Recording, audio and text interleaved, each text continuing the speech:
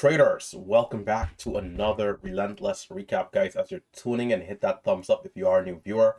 As you watch throughout the video, consider subscribing to our beautiful channel. Today, we're going to be talking about the importance of trading halt resumptions and why, if you master it, you can potentially be able to see more profits. All right, let's jump into stock IPX. Stock IPX. This was the main stock of the day, the big boy stock. Ladies and gentlemen, I traded a total of 16,000 shares. Not bad efficiency, finishing up around 2,100 on the name. Now, we did unfortunately have some losing trades in stocks FWBI. Stock FWBI, a little choppy, attempted a dip trade around this area here and got flushed out. Knew to stay away until this thing got over 3. Ended up thinking a pattern was looking forming here and looking all right. Up about 7-8 cents. Unrealized, it flushes down so fast we stop out for a loss. Very unfortunate. I believe our first trade came in this area here as we attempted break of $3, but not quite capitalizing as we had a false breakout and this candlestick came back down. So you can see FWBI, great for pre-market and those of you who were here early, but terrible into the open as we just did not see anything. LEJU, on the other hand, attempted a quick trade here as this thing was pushing up. I knew it was extended, and so I waited patiently as we saw a potential break of 50. It lingered right below the $half. Volume is pushing in. I tried to buy for 49, 48. I'm a little slow, and it also moves a little fast. But more so, I was slow. I don't know, like I was waiting on judgment day or something, trying to buy. And this thing rips to 58. I'm filled at the very high 58. It flushes down. I'm out for a loss, $60. MGIH down 268 here as well. MGIH started the day up on this stock, up about 260, and unfortunately gave back the profits a little, gave back a little on the way up, and also on this big red candle, of course, coming down. And we got caught bad here trying to buy, I believe, 20 or 18 somewhere here, and this thing just completely gave out, flushing down to 294 from green to red. But at the time before we had the loss, we were only green about $80. We gave back a lot, just botching the trades going up, which is very frustrating for me because I needed to be a little bit more patient, right? A little bit more sharp. So switching back to our big boy stock of today, IPX. Again, let's talk about the importance of halt resumptions. If we pull this thing up on E-Trade, you guys will notice here, it's Tesla doing its thing. IPX, 1 minute chart, enlarge. Everywhere you see a dotted line going across is where we had a halt and then a resumption. So it starts off with a low of 912, immediately into the open, halts up from 912 to 1003. Resumes higher, dips, rips, low of 1020, high of 1144. Resumes higher again, opens up, dips, pops up, consolidates, and this is where I started to take trade initially. Got involved over here. It pulls back to VWAP area, and then it does still curls up for high of day, gets halted again, resumes. How do you trade this excessive volatility? We're going to take a look, all right? So let's pull over the live trading archive. For those of you who are MMU students, all of my students, they have full access to these entire videos, not only from myself, but also Marcelo, right? Today I'm up 1,500. Today Marcelo up about 5K. So you have two perspectives. Someone with a little smaller size and someone with some bigger share size. So depending on where you are in the spectrum, you can use this as motivation to keep pushing, right?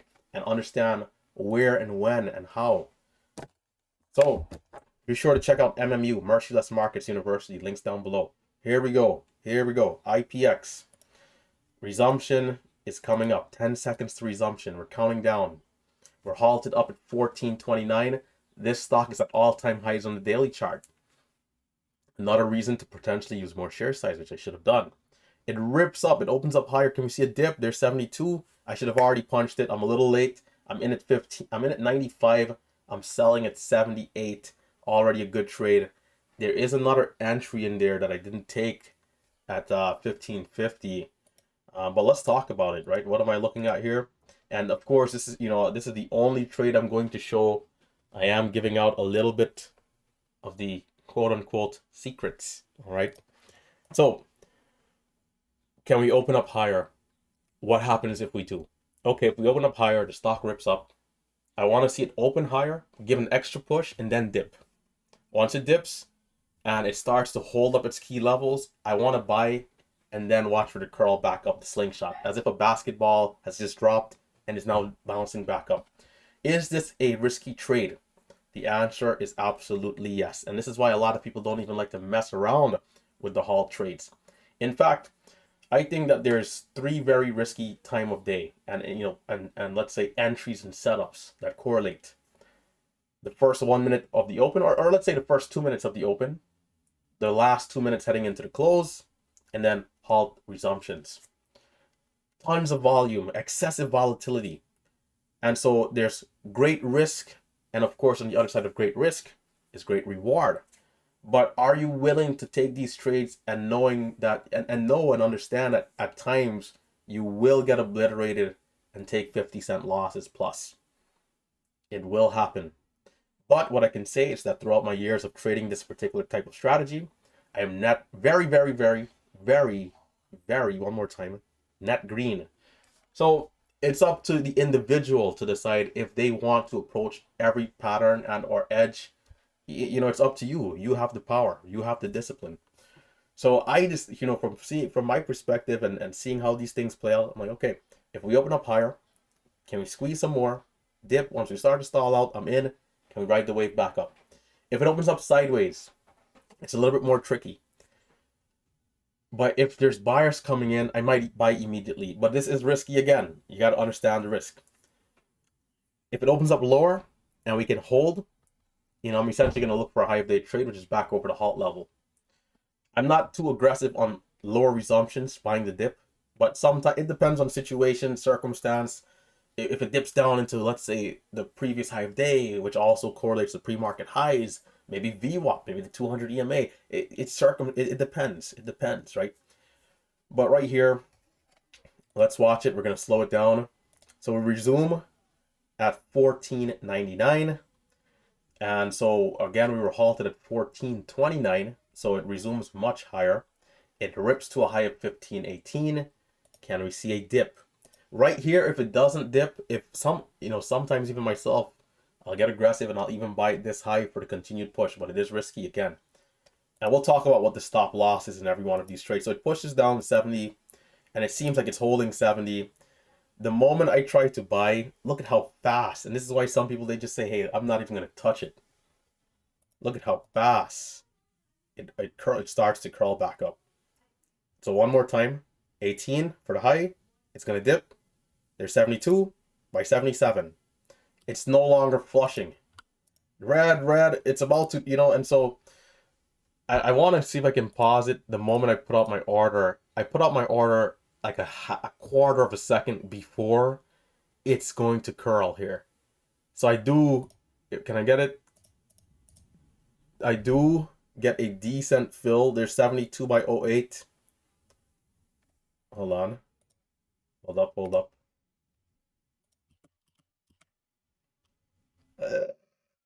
on. I need to catch this. My OCD.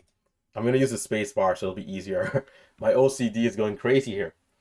But yeah, the timing is important, right? The timing is important. All right. Where is it? Where is it? There it is. So this will, look at where my order is getting getting thrown out there. Now, this is a market order.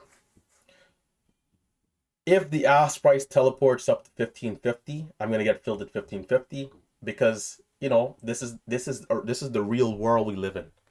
Unfortunately, there's a lot of greed involved even in this space. And the market makers, the people who can see my orders and who are matching me up with a seller, if this ask price jumps to 1550, they'll say, yes, we got Relentless Trader again.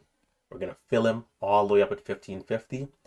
And, you ask yourself, who's making the difference? Where, let's say I should have gotten filled at 08, but I did get fill high. Who's making that difference? The money, the market maker, the broker, maybe all of them sharing it, right? But okay, so I pride myself on trying to be fast. But look at the huge spread here, 40-cent spread. I'm gonna get filled at 95. I'm gonna get filled at 95, but we're already now at 15.75.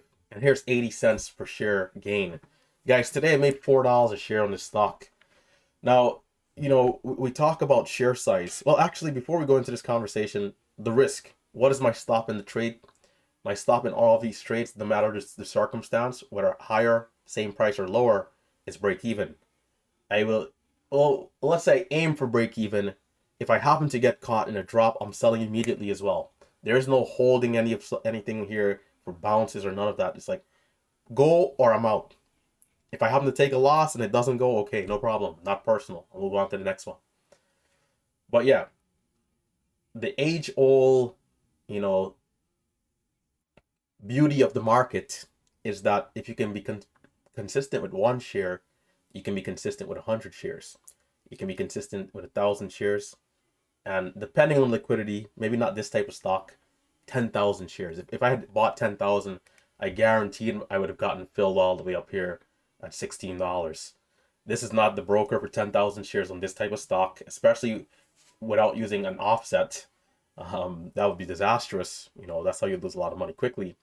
But anyhows, there will be stocks where it's slower moving, much more liquidity, and you can take much more size. So right now, and let this be hope and inspiration and motivation for all of you out there. For those of you who are red trying to figure it out, for those of you who are flat trying to figure it out, who are small green and trying to elevate and push it, that if you can be consistent with small size, you can be consistent with big size. It means you understand the strategy and you're now successful at the strategy. It comes down to mental. Guys, I could afford 10,000 shares of the stock. I can afford 10,000 shares, but look at how much size I'm using, 300. I could afford 500 shares, 1,000, 1,500, 3, 4,000, but I'm using 300 size. So mentally here, and today making $4 a share, mentally, I have to continue to push myself.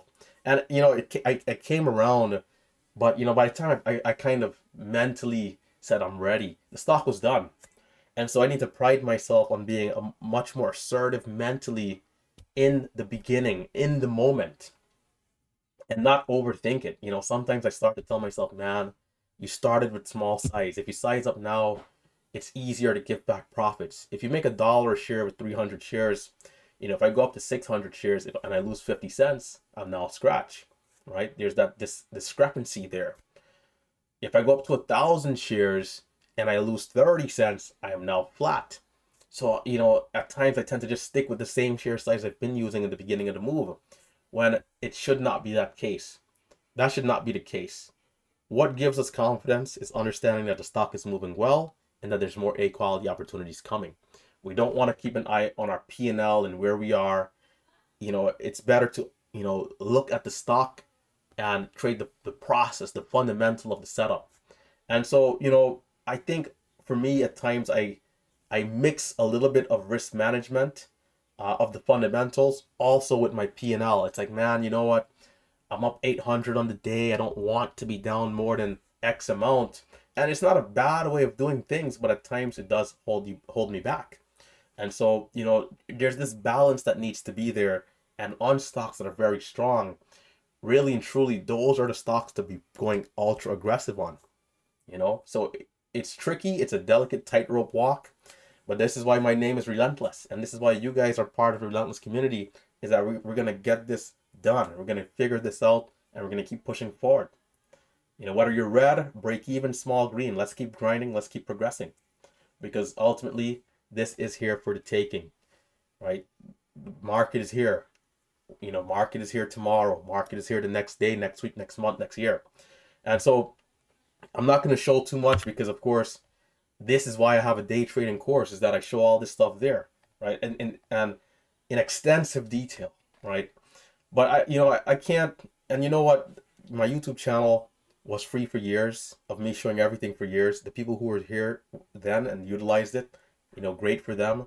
But times have changed, and unfortunately, I can't keep giving away the juice. You know, uh, it took me a lot of time to figure this out, and it's only fair, right? It's only fair. All right. So guys, hit that thumbs up. You know, I hope you guys can at least appreciate my transparency, because not everybody's this transparent. All right. So hit that thumbs up, and you know, see you guys tomorrow morning, bright and early as always, 9:15 a.m. for another beautiful day. It's always a beautiful day, and you know, you can remind yourself of that, because you can trust yourself to be disciplined. So before we even show up tomorrow, I know I'm going to be disciplined. That's the amount of faith and trust I have in myself. So I feel confident already. And you know what I'm thinking? I'm thinking green. All right. So I encourage you guys to also think green. I encourage you guys to stay disciplined. I encourage you guys to also hit that thumbs up as we're signing out and subscribing. All right. It's been RT, and I'm out of here. All right, guys. Stay safe.